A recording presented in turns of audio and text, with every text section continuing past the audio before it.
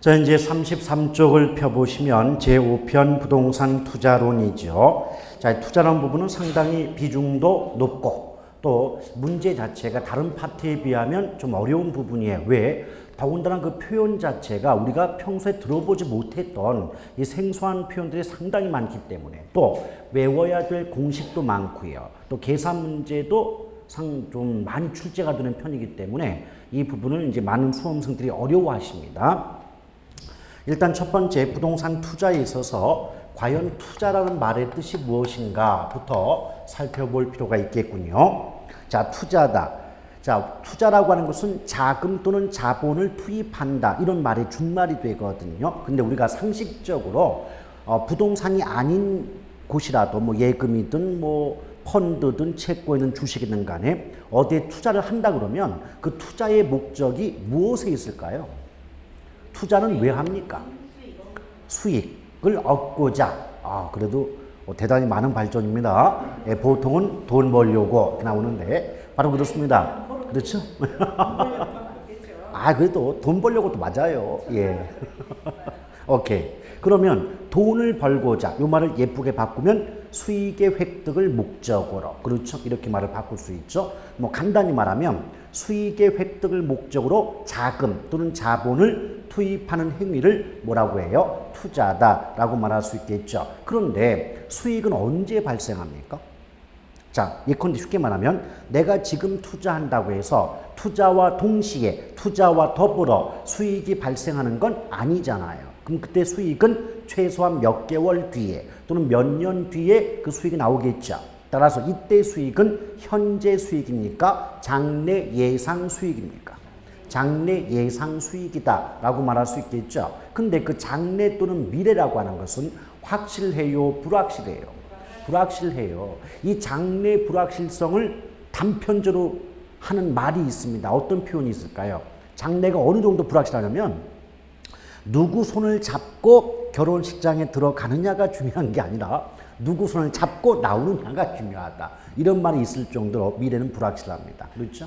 그런데 따라서 장래의 불확실한 수익의 획득을 목적으로 현재의 확실한 소비를 희생하는 행위가 투자이다. 보통 이렇게 표현하거든요. 오케이? 무슨 말이냐? 여러분, 장래 수익은 장래 자체가 불확실하니까 굉장히 불투명해요. 근데 문제는 그 수익이 나올 때까지는 내 돈이지만 내 마음대로 쓸 수가 없잖아요. 그렇죠? 내 돈이지만 내 마음대로 쓸 수가 없다. 우리 어른들이 흔히 하시는 말로 먹을 거 못 먹고 입을 거 못 입고 뭐 투자를 했다. 돈을 모았다. 이런 말 많이 쓰지 않습니까? 그렇죠? 따라서 현재의 확실한 소비라고 하는 것, 소비를 희생한다. 소비를 희생한다. 이 말의 뜻은 무엇입니까? 내 돈이지만 수익이 나올 때까지는 내 마음대로 쓸 수가 없었다. 이런 뜻이 돼요. 아시겠죠? 그렇기 때문에 예쁘게 포장하면 부동산 투자란 그 투자 대상이 부동산일 뿐이지 어떤 투자도 투자의 의미는 동일하다. 그렇기 때문에 투자란 장래의 불확실한 수익의 획득을 목적으로 현재의 확실한 소비 지출을 희생하는 행위를 의미한다라고 표현해 볼 수가 있겠습니다. 아시겠죠? 자, 그 말을 우리가 아는 말로 바꾸면 장래에 불확실한 수익을 얻고자 입을 거 못 입고 먹을 거 못 먹게 된다. 이런 의미가 되겠어요. 이것이 바로 투자의 뜻이 되겠죠. 그런데 이때 투자와 상당히 유사한 개념이 바로 투기가 되지 않겠습니까? 그럼 보통 일상에서는 투자와 투기의 차이점을 구별해내는 게 그리 쉽지만은 않습니다. 근데 우리 개론에서는 어떻게 구분하고 있냐면 맨 처음에 땅이든 집이든 부동산을 대가를 지불하고 구입하는 걸 취득한다라고 해요. 그래서 세금도 취득세라는 세금이 있지 않습니까? 그러면 처음에 부동산을 대가를 지불하고 구입, 즉 취득한 이후에 그 부동산을 일정 기간 보유, 운영한다는 말을 씁니다. 그래서 운영한다, 다른 말로 운용한다 이런 말 쓸 수가 있는데 이건 무슨 말이냐? 부동산을 구입하면 곧바로 파는 게 아니고 뭐 몇 년 동안 내 소유로 가지고 있지 않겠습니까? 따라서 부동산을 보유함을 전제로 하는 행위가 운영이다라고 볼 수가 있겠어요. 그 다음에 언젠가는 그 부동산을 팔 수밖에 없잖아요. 이 부동산을 파는 것을 우리가 처분한다라고 말합니다. 그러니까 결과적으로 취득과 운영과 처분의 개념을 구분해 보았을 때 투자란 취득, 운영, 처분의 개념이 모두 포함되는 행위 또는 활동이라고 볼 수가 있어요. 근데 투기라고 하는 것은 단기적인 양도 차익을 얻고자 하는 행위이기 때문에 취득과 거의 동시에 처분이 이루어지더라는 얘기죠. 오케이? 그 말을 우리 시대로 얘기하면 샀다, 얼마 지나지 않아서 팔아 먹었다. 이것이 바로 투기의 개념입니다. 그렇기 때문에 투기에는 투자와는 달리 일정 기간 부동산을 보유함을 전제로 하는 운영의 개념이 없더라는 거죠. 오케이? 자, 그럴 때 여러분 이 투자를 통해서 얻는 이익이 두 가지가 있거든요. 첫째, 운영을 통해서 얻는 이익을 소득이득이라고 표현하고요. 또 처분을 통해서 얻는 이익을 자본이득이다 이렇게 표현해 볼 수가 있더라는 거죠. 근데 처음에 소득이득, 자본이득 이런 말을 들으면 생소한 말이다 보니까 쉽게 와닿지 않거든요. 그러면 제가 이 말을 한번 바꿔볼게요. 임대수익이란 말은 와닿습니까? 양도차익이란 말 알아듣겠습니까? 오케이? 그러면 소득이득은 어차피 그 부동산을 보유하고 그 부동산을 운영해서 얻는 이익이니까 단적인 예로 그 보유한 부동산이 상가라고 본다면 그 상가 내에 있는 점포 등을 임대함으로써 얻는 수익은 운영수익에 해당이 되겠죠. 그런 걸 우리 개론에서는 소득이득이다 이렇게 보는 거죠. 그래서 소득이란 말이 어려우시면 얘는 임대수익이야 라고 보시면 되는 거죠. 오케이? 그런데 자본이득은 부동산의 처분, 매각함으로써 얻는 이익이니까 양도차익이라고 보시면 돼요. 근데 양도차익이란 말을요 다르게 바꾸면 뭐 매매차익이다 또는 뭐 시세차익이다 이렇게 말을 바꿀 수도 있지 않습니까? 아시겠죠?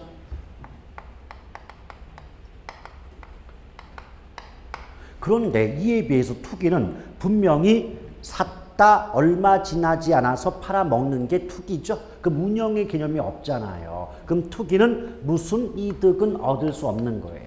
소득이득은 얻을 수 없게 되겠죠. 또는 추구하지 않는다 이렇게 말할 수 있겠죠. 근데 그에 비해서 처분이 있으니까 무슨 이득만 추구한다. 자본이득만 추구하는 행위가 뭐다? 투기다 라고 말할 수 있지 않겠습니까? 그래요. 오케이? 그러면 이 내용을 가지고 예쁘게 한번 포장을 바꿔보면 투자란 취득, 운영, 처분의 개념이 모두 포함되어 있으므로 소득이득과 자본이득을 동시에 추구하는 행위인 반면 투기란 취득과 처분의 개념만이 있으므로 이 말을 바꾸면 운영 개념이 없으므로 소득이득은 추구할 수 없고 오직 자본이득만을 추구하는 행위 또는 활동이다 라고 문장 만들 수 있는 거 아니겠습니까? 아시겠죠? 그러면 이 말을 바꿔가지고 요걸 가지고 이제 투자의 장점을 어떻게 말하냐면 투자란 소득이득과 자본이득을 모두 향유, 누린다는 거죠.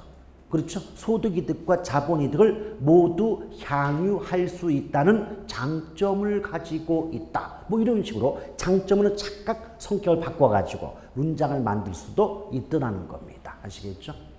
자, 그럴 때 이때 투자가 갖는 장점과 단점이 있는데요. 근데 우리 시험에는요, 장점만 나와요.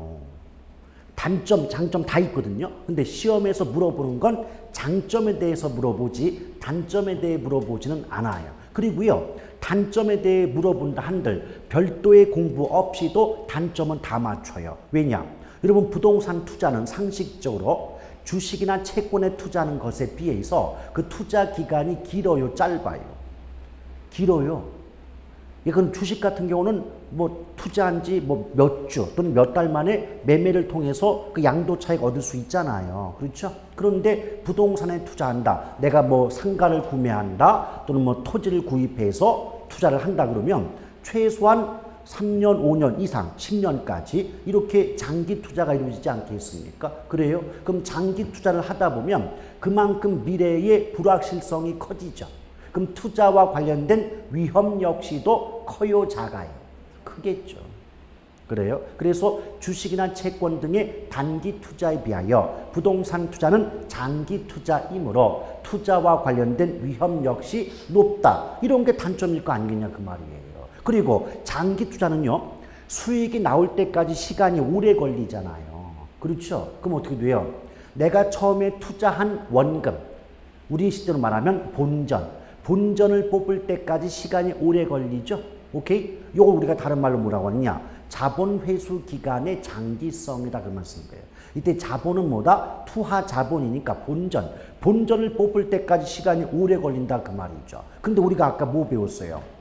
그 수익이 나올 때까지는 내 돈이지만 내 마음대로 쓸 수 없다 그랬잖아요. 그럼 본전을 뽑을 때까지 시간이 오래 걸리면 그만큼 허리띠를 졸라매고 입을 거 못 입고 먹을 거 못 먹는 시간이 장기가 되지 않겠습니까? 열 받는다 그 말이에요. 오케이? 그리고요. 또 부동산이라는 상품이 일반적인 상품에 비해서 고가품이잖아요. 고가품이다 보니까 쉽게 거래가 되기가 어렵겠죠. 그러니까 거래 형성이 쉽지만은 아니니까 부동산을 현금으로 바꿔가지고 현금을 만져보기가 쉽다, 어렵다. 어렵죠. 이걸 우리가 환금성이 부족하다. 그런 말씀인 거예요. 교환한다, 현금으로 바꾸기가 쉽지 않다. 이런 것들은요, 굳이 개론이라는 과목에서 배우지 않아도 여러분들이 부동산을 조금만이라도 생각해 본다면 그런 단점이 있을 수밖에는 없겠구나 알 수 있지 않습니까? 그렇죠. 그래서 단점에 대한 학습은 굳이 수업 시간에 이루어지지 않아요. 상식적으로 풀어낼 수 있으니까. 근데 장점 부분에 대해서는 문제도 잘 나오고 또 비중이 높다 보니까 학습할 필요가 있다는 거죠. 근데 부동산 투자의 장점은요, 뭐 크게 4가지 정도로 압축이 되는데 오늘은 제가 2가지에 대해서 말씀드릴게요. 2가지가 뭐냐면 바로 지렛대 효과예요. 지렛대 효과가 있고 두 번째 인플레이션 해칭 효과가 있다.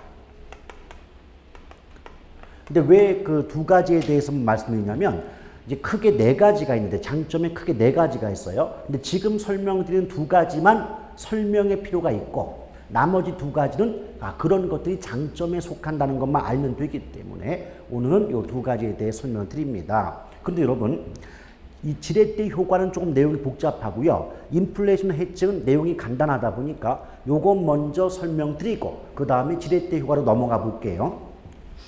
자, 여러분 인플레이션이란 말이 어떤 뜻이에요? 인플레가 발생했다. 물가가 올라요, 떨어져요? 올라가는 거죠. 그래서 물가의 상승 현상을 우리는 인플레이션 이렇게 표현하고 있지 않습니까? 그렇죠. 근데 해칭이란 말은요, 보호한다, 방어한다의 뜻이에요. 그래서 이 말을 바꾸면 구매력 보호 이렇게 문장을 바꿔내는 경우도 있더라는 거죠. 근데 여러분 이런 생각을 한번 해보세요. 물가가 오르면은요 돈 가치는 올라갈까요? 떨어질까요? 돈 가치는 떨어집니다.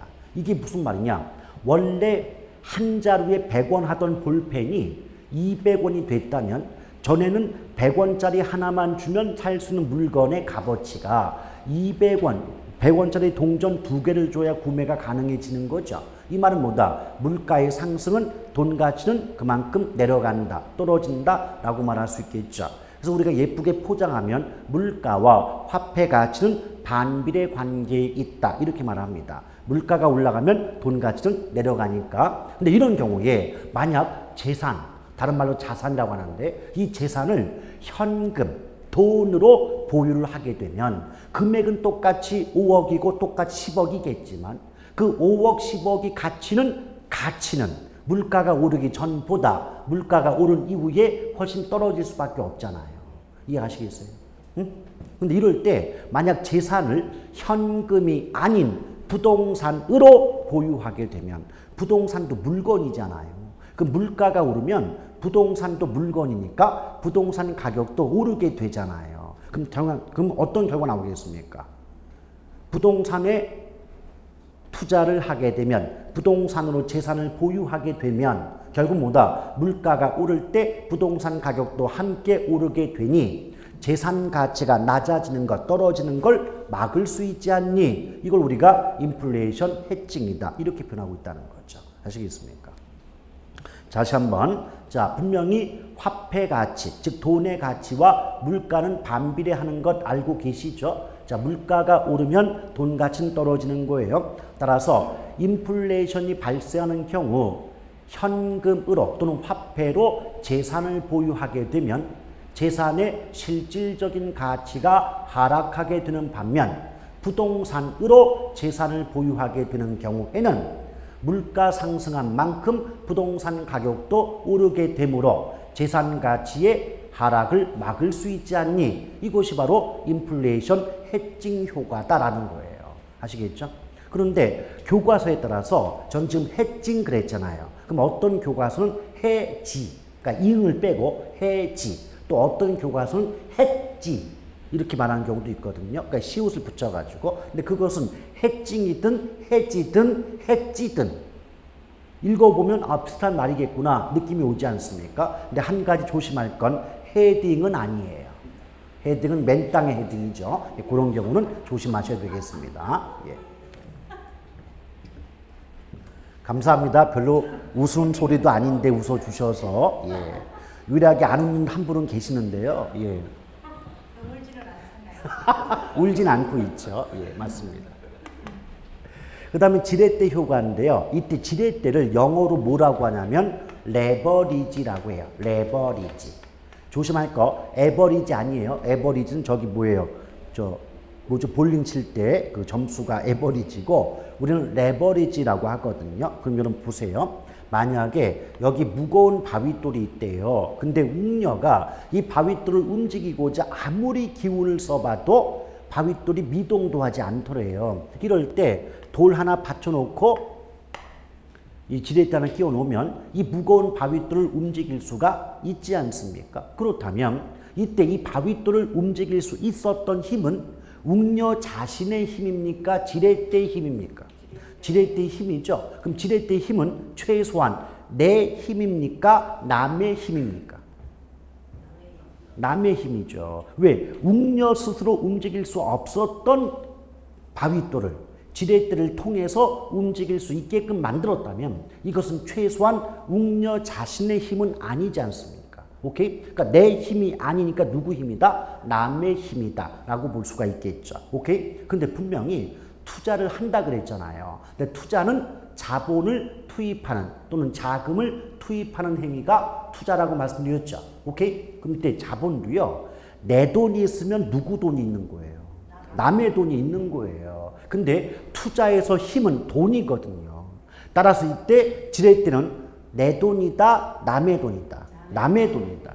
근데 남의 돈을 뭐라고 하냐면 타인 자본이라고 말해요. 타인 자본. 오케이? 그럼 결국 자본이란 말이 우리가 쓰는 말로 바꾸면 아, 투자금, 돈이구나 라는 점을 알 수가 있겠죠. 그럼 응용해봐요. 남의 돈을 타인 자본이라고 하면 투자자가 원래부터 가지고 있던 자기 돈은 뭐라 그럴까요? 그 자기 자본이에요. 그렇죠? 내 자본 또는 자기 자본. 근데 마찬가지예요. 이렇게 보시면 돼요. 내 거일 때 자기라고 하는 거지. 내 거 아닌데 자기라고 했다면 큰일 날고. 그래서 자기는 내 자기예요. 아시겠죠? 그래서 뭐다? 이거를 우리가 이렇게 좀 예쁘게 포장하면 총자본이란 말을 쓰는데 총자본은 총투자 금액이라고 보시면 돼요. 근데 총투자 금액 속에는 투자자가 원래부터 가지고 있던 자기 돈도 있을 것이고 또 은행 등으로부터 빌려온 남의 돈도 있지 않겠느냐. 그래서 자기 자본과 타인 자본을 모두 합한 것이 바로 총자본이다 라고 보시면 되겠죠. 오케이? 이해하시겠어요? 예. 근데요. 원래부터 자기가 가지고 있는 돈이 있잖아요. 이걸 두 글자로 줄이면 지분이라 그래요. 지분. 이게 무슨 말이냐? 혹시 옛날에 그 이병헌 씨가 주연했던 그 카지노 드라마 기억나십니까? 카지노. 그러면 영화를 보든 간에 드라마를 보든 간에 관계없이 카지노 이런 드라마 보다 보면 야, 네가 이 회사에서 지분이 얼마나 돼? 이 말은 네가 얼마나 돼? 이런 뜻 아닙니까? 그렇죠? 그래서 원래부터 가지고 있던 내 돈은 두 글자로 뭐라 그런다? 지분이다 그래요. 근데 은행에서 빌려온 남의 돈을 타인 자본 그랬잖아요. 근데 이걸 쉽게 말하면 은행에서 빌려온 돈은 언젠간 갚아야 할 빚이죠. 근데 빚을 두 글자로 늘리면 뭐라고 할까요? 대출? 대출. 맞아요. 맞는데 대출이란 말 자체는 뭔가 돈을 빌려왔다는 행위에 중점을 둔 개념이니까 조금 포인트가 어긋나요. 남한테 지금 빚이에요. 빚을 두 글자로. 빙고. 부채. 오케이? 그래서 이렇게 보는 거예요. 총 자본은 결국 타인 자본과 자기 자본의 합이다라고 해도 되는 것이고 총 자본은 지분과 부채의 합이다라고 해도 상관이 없다는 거죠. 오케이? 예. 그런데 이때 지렛대란 말은 내 돈이다, 남의 돈이다. 남의 돈을 의미하는 게 뭐다? 지렛대다 그 말이에요. 왜? 내 힘으로 움직일 수 없었던 걸 지렛대를 이용해서 움직일 수 있게끔 했다면 그 지렛대는 최소한 나의 힘이 아니라 남의 힘이다. 그런데 투자에서 힘은 돈, 자본이기 때문에 결국 타인 자본을 의미한다라고 보시면 돼요. 오케이? 근데 여러분 우리 주변에서도요. 야 이거 투자하면 돈 좀 되는 걸 뻔히 알겠는데 내가 좀 가진 돈이 부족해. 그러면 뭐 개인 아는 사람은 돈을 빌리든 뭐 금융기관 등을 통해 돈을 빌리든 돈을 빌려가지고 투자해서 수익을 얻고 그 수익 중에 일부로 원금이자 갚는 경우 많이 보시지 않습니까? 그렇죠? 오케이? 그래서 이 지렛대 효과를 한마디로 말하면 남의 돈을 이용해서 나의 수익을 높이고자 하는 효과가 뭐다? 지렛대 효과예요. 그런데 남의 돈, 내 수익 이런 식으로 말을 안 할 테니까 요걸 포장을 하면 어차피 남의 돈은 타인 자본 또는 부채라고 말할 것이고 나의 수익은 내 거니까 지분 수익 이렇게 말하거든요.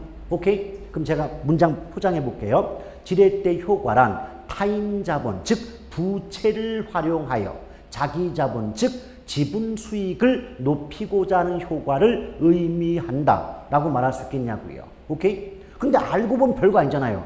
타인 자본, 그러니까 내 돈이 아니고 남의 돈이니까 타인 자본, 언젠간 갚아야 될 빚이니까 부채. 또 내 돈은 내 거니까 자기 거. 그렇죠? 자기 자본 줄이면 뭐다? 지분. 그러니까 자기 자본 또는 지분, 타인 자본 또는 부채. 이 말만 집어넣은 것이지 내용은 우리가 모르는 내용이 아니지 않습니까? 그렇죠? 그런데 제가 조금 전에 뭐라 그랬어? 남한테 돈을 빌려와서 투자를 한다 그랬잖아요. 그런데 그런 경우 있었죠. 왜? 어떤 경우냐? 남의 돈 빌려가지고 정말 돈을 많이 버는 경우도 있어요. 근데 반대로 돈을 빌려서 투자했는데 이건 수익은 나오더라도 조금밖에 안 나와가지고 이거 원금 이자도 채 갚질 못해가지고 아이고 죽겠네 하는 경우 있지 않습니까? 그렇죠? 오케이? 이럴 때 남의 돈을 빌려와서 투자한 결과 정말 많은 수익을 얻어서 입이 쭉 찢어지는 경우를 정의 지렛대 효과라고 말해요. 정. 여러분 잠깐 주목. 우리 저번에 외부 효과도 정의 외부 효과가 있으면 반대말이 뭐요? 부의 외부 효과 있었죠. 응용해봐요. 그럼 정의 지렛대라는 말이 있으면 반대말이 부의 지렛대 효과라는 말이 나올 수밖에 없잖아요. 오케이? 응용하고 항상 생각하시라니까. 그럼 결국 뭐다? 정의 지렛대 효과란 타인 자본을 활용함에 따라 자기 자본 수익률이 원리금을 갚고도 남는 떡고물이 많은 경우가 바로 뭐다? 정의 지렛대 효과죠. 그런데 남한테 돈 빌려와서 투자한 결과 남의 빚을 채 갚기도 벅찬 경우, 이런 경우를 부의 지렛대 효과다. 더 압축해 볼까요? 돈 잘 빌렸네. 정. 내가 왜 빌렸을까? 부. 오케이? 그래서 지렛대 효과는 크게 정의 지렛대 효과와 부의 지렛대 효과로 구분해 볼 수가 있더라는 거죠. 오케이? 예. 자, 오늘은 여기까지만 할게요. 아니, 그러니까 기초 수업에서는 지렛대 효과에 대해서 정의 지렛대, 부의 지렛대 효과가 구분된다까지만 설명을 하고, 기본 수업 때 이 정의 지렛대나 또는 부가 나오기 위해서는 세 가지 수익률을 비교할 줄 아셔야 되거든요. 예컨대 총 자본 수익률, 자기 자본 수익률, 저당 수익률, 이 세 가지를 비교할 줄 알아야 그 크기에 따라서 정의냐 부냐를 나눠볼 수가 있거든요. 그거에 대한 구체적인 설명은 기본 수업과 심화 수업을 통해서 이루어진다 그 말이고, 오늘 수업 마치겠다는 뜻이 아니에요. 그럼 눈빛이 순간 반짝였어요. 이렇게 일찍 가나? 이러면서. 예. 그럴 일은 없어요. 자, 이렇게 보시면 되겠습니다. 아시겠죠? 그래서 지렛대 효과의 뜻을 좀 알아두셔야 되는데, 그런데 잠깐.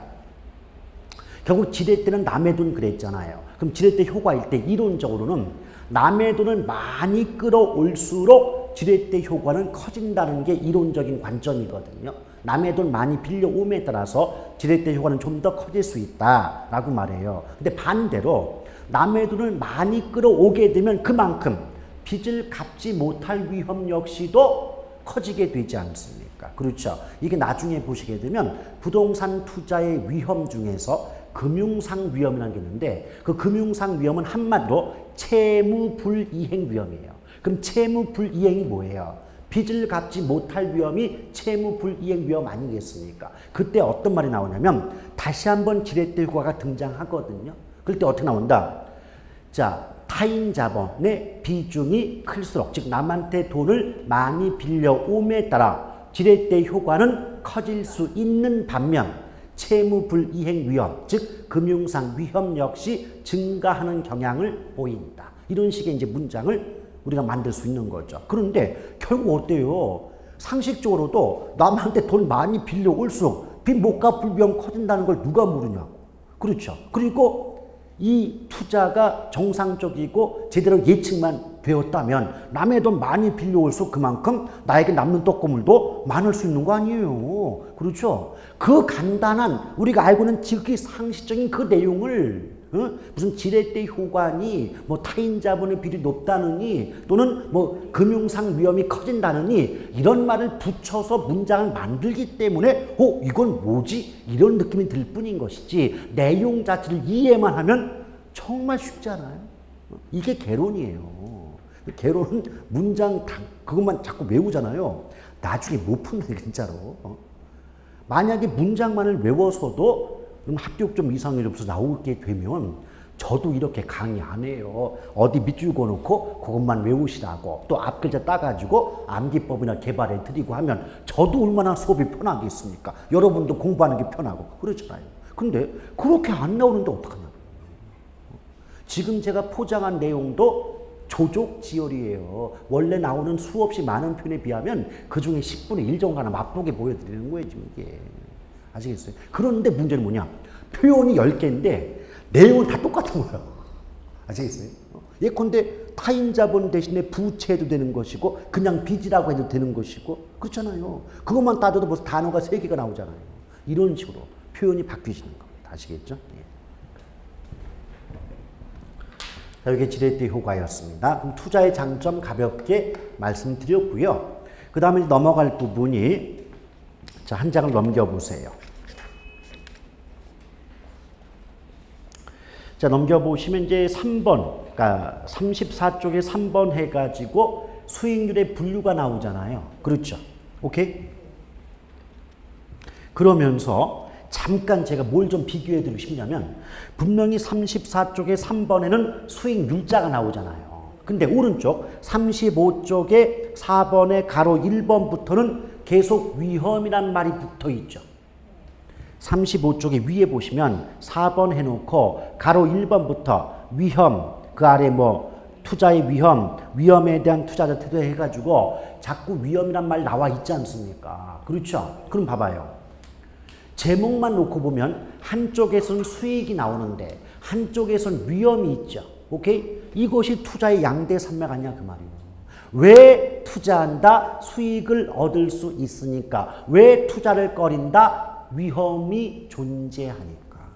오케이? 그래서 투자의 양대 산맥은 위험과 수익이에요. 그래서 앞에는 수익 나오고 뒤에는 위험이 나오는 거죠. 오케이? 근데 편의상 위험을 먼저 볼게요. 위험을. 자, 35쪽에 위험을 먼저 보죠. 거기 동그라미 1번에 위험의 의미가 나와 있습니까? 위험의 의미 어떻게 나와 있어요? 장래의 불확실성으로 인하여 기대 수익률과 예상 수익률이 어긋날 가능성을 의미한다. 그렇게 표현됩니까? 또는 기대 수익률의 변동 가능성을 의미한다. 라고 나옵니까? 그래요? 자, 무슨 말이냐? 여러분, 우리가 하는 말로 위험을 바꾸면 잘못하면 쪽박찬다. 이것이 바로 뭐다? 위험이에요. 근데 우리가 투자를 할 때는요, 여러 전문가의 경험을 또는 조언을 듣고 여러 가지 장래를 면밀하게 예측한 뒤에 투자를 할 거 아닙니까? 그럼에도 불구하고 내가 얼마의 수익이 나올 거라고 예상해서 투자했는데 실제로는 그 예상보다 적은 수익이 나올 수 있다는 얘기죠. 이걸 뭐라고 한다? 우리는 위험이다 그래요. 그래서 그런데 봐봐요. 아주 간단히 말씀드리면 자, 기대 수익률이란 말이 있어요. 기대 수익률. 여기서 기대한다. 이것은 어떤 행위가 나올 거라고 예상한다 말과 같습니다. 아시겠죠? 그래서 기대 수익률은 예상 수익률과 같은 말인데요. 이 말의 뜻이 뭐냐? 예를 들면 내가 A라는 건물이 있다. 그러면 A라는 건물에 투자를 하면 그 건물로부터 얼마의 수익은 나올 거라고 예상이 되는 그 수익률, 이것이 무슨 수익률? 기대 또는 예상 수익률이라고 해요. 오케이? 그런데 투자의 결과 실제로 발생한 수익률을 실현 수익률이라고 합니다. 실현, 수익이 실현됐다. 이미 나왔다 그 말이에요. 오케이? 그러면 투자자 입장에서 얼마의 수익은 나올 거라고 기대한 수익률과 실제로 발생한 수익률이 일치하지 않을 가능성을 우리는 위험이다 이렇게 말하는 거죠. 오케이? 그럼 예를 들면 자, A라는 상가가 있다.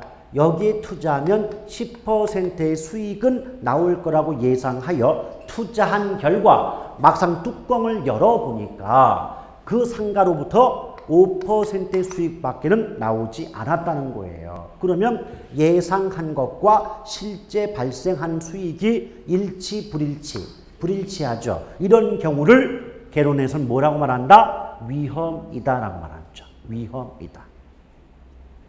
오케이? 예. 근데 생각해 보세요. 나는 10% 수익 예상해서 투자했는데 5%밖에 수익이 안 나왔다면, 만약에 이때 더 큰 문제는 이거 남한테 돈 빌려가 투자했는데 10% 수익 나오면 그 중에서 그 수익 10% 수익 중에서 얼마를 이제 원금이자 갚고 얼마를 챙겨야지 이 생각하고 투자했는데 5%밖에 안 나왔어. 근데 이자율만 6%래. 그럼 어때요? 이 수익 가지고는 이자를 갚기도 벅차겠죠. 오케이? 그럴 수 있다는 거죠. 이것을 우리는 뭐라고 한다? 위험이다. 잘못하면 쪽박찬다. 예쁘게 포장하면 투자 원금의 손실 가능성이 있다. 뭐 이렇게 말하는 거죠. 오케이? 예, 별거 아닙니다. 그런데 이것이 바로 위험인데, 근데 왜 그렇게 면밀한 예측 분석을 바탕으로 투자했음에도 불구하고 왜 내가 예상한 그 수익과 실제로 발생한 수익이 일치하지 않을 가능성이 있는가? 아까도 말씀드렸죠? 미래는 확실, 불확실. 그럼 우리가 얻고자 하는 그 수익은 현재 수익, 장래 예상 수익.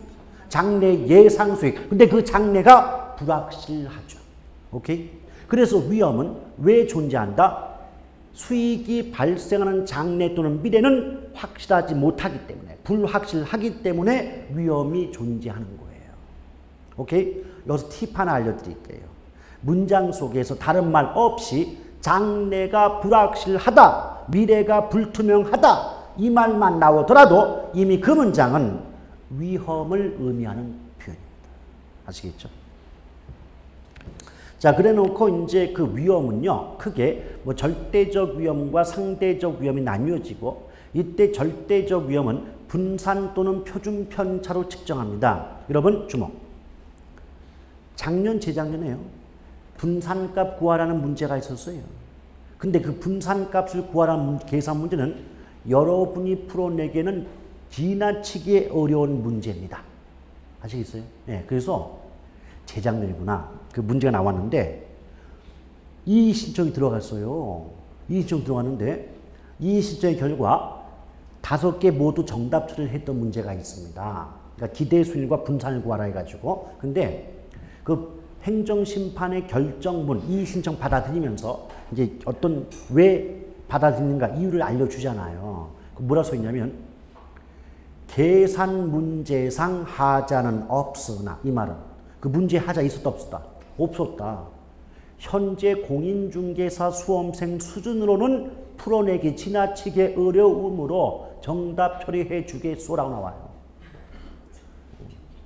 그러면 이건 양면성 있는 거죠. 뭐냐? 일단 한 문제 차이, 바로 그 문제로 한 문제 차이로 당락이 좌우됐던 분들 입장에서는 대단히 기쁜 소식일 수밖에 없지만 역으로는 대외적으로 이 공인중개사 시험 수강생들의 수준을 얼마나 얕잡아 보고 있는가를 함께 나타내고 있는 결정문이에요. 그래서 마냥 좋아할 수만은 없더라는 거죠. 왜? 문제상 하자가 전혀 없다니까요. 문제는 하자가 전혀 없으나, 근데 제가 저도 풀어봤어요. 이거 풀어봤는데 공식대로 대입하면 다 그대로 나와요. 꼬아내질 않았기 때문에 공식이 있잖아요. 공식에 톡톡 숫자만 대입하면 그 값이 정확히 나옵니다. 정확히 나오는데 분산값을 평소에 구해 본 적도 없고, 또 우리가 평소에 모의고사 있는데 풀 때 간단한 계산 문제를 내도 우리 수험생들은 숫자 나오면 싫어가지고 안 하시거든요. 근데 분산 계산은, 분산에 대한 계산은 간단한 계산은 아니에요. 좀 난이도가 있는 계산이죠. 오케이? 그럴 때 그것 때문에 이제 으쌰으쌰 이 신청해가지고 결과적으로는 받아들이긴 했지만 어떻게 보면은 그런 이 신청 안 했으면 좋겠다는 생각이 들기도 해요. 저는. 왜 그러냐면 사실 그것보다 더 쉬운 계산 문제 내도 못 풀었을걸요. 왜냐? 습관이 안 돼 있으니까. 아예 안 풀어버리니까 숫자 나오면. 그래 놓고 그거를 물고 늘어져가지고 이해신청하고 정답을 얻어낸다 한들 그렇게 명예로운 일은 아니지 않느냐. 물론 아까도 말씀드렸지만 그 한 문제의 차이로 떨어지는 분들 입장에서는 정말 썩은 동아줄이라도 잡고 싶은 그 심정이야 다 이해하고 충분히 공감을 하죠. 근데 대외적으로 우리 시험 수준을 어떻게 볼까 이러한 뭐라고 할까 좀 그 불안한 감도 없지 않아 있습니다. 근데 여기서 얻을 수 있는 교훈은 일단 물어뜯으면 온다. 물어뜯으면 그냥 답으로 해주는 경우도 있어요.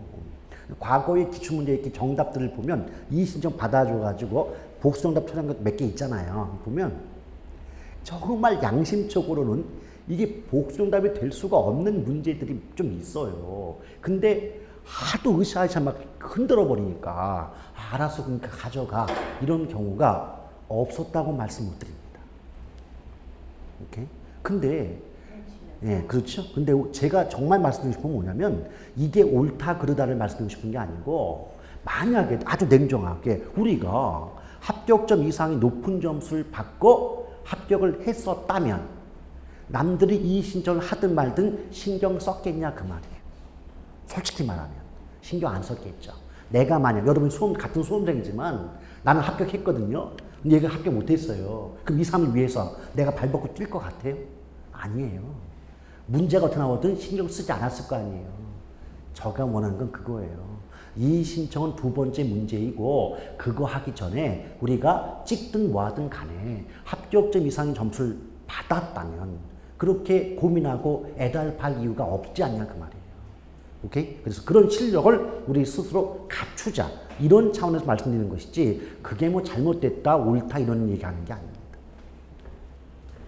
자, 요것이 이제 위험의 의미인데 이때 위험의 종류가 또 여러 가지입니다. 부동산 투자 위험은요. 경금, 법인, 유예요. 물론 이자의 위험을 집어넣어가지고 이유 그러기도 하는데 이런 것들은 제가 암기법 이용하는 거 허용합니다. 왜? 종류니까. 종류는 암기법이 아주 좋아요. 경이 뭐냐면 경영위험, 금은 금융위험, 법은 법적위험, 인은 인플레위험, 그리고 유는 유동성 위험인데, 제가 조금 전에 분산 얘기하다 좀 삼천포로 빠졌죠. 근데 제가 드리고 싶은 말씀은 분산값을 구하라는 문제 나와도 우리는 풀지는 좀 못한다. 다만 요건 좀 기억하자. 문장 속에 분산 또는 표준 편차 이런 말이 나오면 걔네들은 위험을 뜻하는 말이다 라는 정도만 좀 알아주자 그 말이에요. 따라서 분산이 크다, 표준 편차가 높다 이 말의 뜻은 그 투자와 관련된 위험이 높다 이런 정도 해석만 하시면 된다 그 말입니다. 아시겠죠? 근데 이제 경영위험부터 금융, 법적, 인플레, 유동성 위험까지 구분해 볼 수가 있는데요. 이때 경영위험은 다른 말로 또 사업상 위험이라고도 해요. 그래서 어떤 분들은 사금, 법인유 이렇게 외우는 분들도 계셔요. 자, 경영위험과 사업상 위험은 같은 말이에요. 그래서 경금, 법인유 해도 되고 사금, 법인유라고 기억해도 큰 상관은 없겠습니다. 근데 이것도 다 말뜻이 있거든요. 근데 저 말뜻 안 해요. 왜? 그 말뜻 갖고 물어보는 문제 없거든요. 그 다음에 금융위험 나오죠. 근데 아까 제가 금융위험은 곧 채무 불이행 위험이라고 언뜻 말씀드린 바 있죠. 지렛대 효과 말씀드릴 때, 지렛대 효과 설명드릴 때 남한테 돈을 많이 끌어올수록 지렛대 효과는 커질 수 있지만 반면 채무 불이행 위험, 즉 금융상 위험 역시 커진다. 이 점 반드시 그걸 해두셔야 됩니다. 자, 그러면서 법적 위험. 여러분 법적 위험, 법이란 말이 나오면 그게 개발론에 나오든 투자론에 나오든 어디 나오든 간에 법적 위험은 말 그대로 법률, 정책, 제도 등이 갑자기 변함으로써 투자자가 손실을 입게 되는 경우 우리가 법적 또는 법률적 위험이다. 이렇게 말해요. 정책, 제도, 법률의 변화입니다. 예컨대 대표적으로 여러분들 왜 우리 서울시장님 바뀌기 전에 그 뉴타운 개발 굉장히 크게 커졌었죠. 근데 어때요? 시장님 바뀌자마자 없던 걸로 해라고 했잖아요. 그럼 결국 뭐예요? 그 전 시장님의 정책을 믿고 투자를 했던 많은 분들은 서울특별시의 정책 변화로 인하여 많은 손실을 입을 수밖에는 없었을 것 아니겠습니까? 이런 경우를 우리 뭐라고 한다? 법적 위험 또는 법률적 위험이다 라고 말할 수 있는 거죠. 그 다음에 인플레 위험. 인플레 위험은 뭐냐면 아까 요것도 동전의 양면이에요. 제가 아까 그 투자의 장점 중에 하나가 인플레이션 해칭 효과가 있다 그랬잖아요. 자, 물가가 올라요. 그럼 부동산도 물건이니까 부동산 가격도 올라요. 따라서 돈으로 재산을 보유할 때보다는 재산 가치가 떨어지는 걸 막을 수 있다는 게 아까 인플레이션 해칭 아니었습니까? 근데 반면에 일반적인 물가가, 자, 여기 일반 물가가 있고 이제 부동산 가격이 있어요. 그 물가가 10% 오른다. 근데 부동산 가격이 예컨대 8% 올랐다. 라고 한다면 물가 상승 시 부동산 가격이 떨어진 건 아니죠. 그렇죠? 올랐으니까 8% 올랐죠. 근데 일반적인 물가 상승률보다는 부동산 가격의 상승률이 2%만큼 부족하죠. 요 차이만큼 부동산이 가지고 있는 실질적인 가치는 떨어지는 셈 아니냐 그 말이에요. 이걸 우리는 인플레 위험이다. 이렇게 보는 겁니다. 오케이? 그 다음에 유동성 위험. 이걸 아까 제가 환금성이라는 말을 썼잖아요. 그러니까 유동성 위험은 다른 말로 환금성 위험이다. 환금성 위험이 뭐다? 환금성이 부족한 거예요. 돈으로, 현금으로 교환하기가 쉽다, 어렵다? 어렵다. 왜? 부동산은 고가품이니까. 근데 여러분, 고가품일수록 거래 성립이 쉽지 않단 말이에요. 그 말은 현금을 만져보기가 쉽지 않은 거예요. 그런데 갑자기 목돈이 필요하다. 즉 급전이라고 하죠. 갑자기 급전이 필요하다. 근데 내가 이 부동산, 이 집값은 2억은 받고 싶은데 2억이 너무 고가라 거래되기가 어렵다. 근데 바로 급하게 목돈이 필요하다면 2억을 다 받기가 어려우니까 뭐 1억 5천, 1억 6천에 거래되는 경우 있지 않습니까? 그럼 만약에 2억짜리를 급매로 인하여 1억 6천에 매매했다면 앉은 자리에서 4천만 원만큼 까먹는 셈 아닙니까? 이런 경우를 환금성 또는 유동성 위험이다. 이렇게 말을 하는 거죠. 오케이? 그래서 또 예쁘게 이 말을 포장하면 환금성 위험이란 고가품인 부동산을 현금으로 교환하는 과정에서 발생하는 시장 가치의 손실을 우리는 유동성 또는 환금성 위험이다. 이렇게 말하거든요. 근데 그 예쁘게 포장된 말 뜻을 해석해 보았더니 갑자기 급하게 돈이 필요한 나머지 급매하게 되었을 때 까먹게 되지 않니? 이걸 우리는 유동성 또는 환금성 위험이다 라고 말하자는 얘기죠. 아시겠습니까? 자, 그렇게 보실 것. 자, 그러면서 여러분 쭉 내려오다 보면 가로 4번에 평균 분산 모형 나오죠. 제목이. 근데 제가 조금 전에 뭐라 그랬어요? 문장 속에 분산 또는 표준 편차 이런 말이 나오면 그 말 자체가 곧 위험을 뜻한다 그랬죠. 근데 평균이 뭐냐? 평균은 기대 수익률을 의미합니다. 기대 수익률.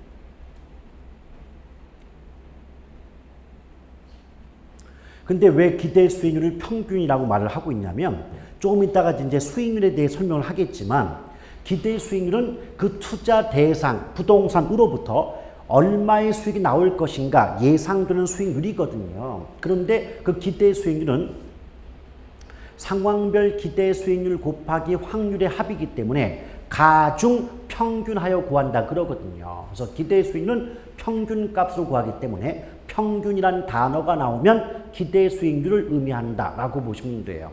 따라서 제목만 먼저 해석할게요. 평균이 기대 수익률이고 분산이 위험이라면 평균 분산 모형이란 말은 예상되는 수익과 위험을 비교하여 보다 나은 투자 대안을 선택하는 방법 이런 뜻이에요. 오케이? 여러분 생각해봐요. 한번 들어보시죠. 만약 A와 B라는 두 개의 투자 대안이 있다라고 할 때 A와 B의 예상 수익이 같다면 위험이 낮은 거 선택하겠죠. 또 위험이 같다면 수익이 높은 거 선택하겠죠. 오케이? 이걸 평균 분산 지배의 원리라고 말하거든요. 왜냐? 수익이 같을 때는 위험이 낮은 쪽이 위험이 큰 쪽을 지배한다라고 말할 것이고 위험이 같을 때는 수익이 높은 쪽이 수익이 낮은 쪽을 지배한다라고 말하지 않겠습니까? 그래요? 오케이? 따라서 평균은 예상 수익이고 분산은 위험. 그러면 예상되는 수익과 위험의 크기를 비교하여 위험이 같을 때는 수익이 높은 것을 선택하고 수익이 같을 때는 위험이 낮은 쪽을 선택하는 방법을 평균 분산 모형 또는 평균 분산 방법 이렇게 표현하고 있다는 겁니다. 아시겠습니까? 자, 구체적인 내용 설명은 잠시 뒤에 이어지도록 하겠습니다.